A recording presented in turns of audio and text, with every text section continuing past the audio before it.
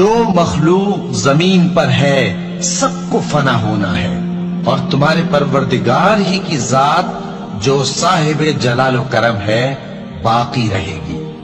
तो तुम अपने परवरदिगार की कौन कौन सी नेमत को झुटलाओगे?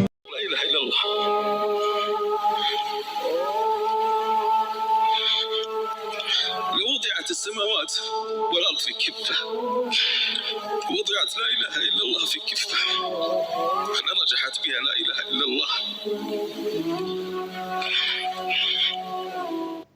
ما قامت السماوات والأرض إلا من أجل تحقيق لا إله إلا الله.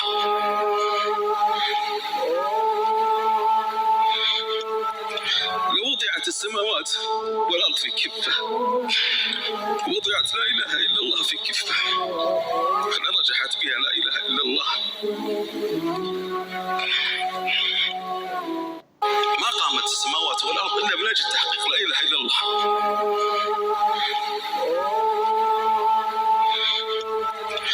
وضعت السماوات والأرض في كفة، وضعت لا إله إلا الله في كفة، نجحت بها لا إله إلا الله.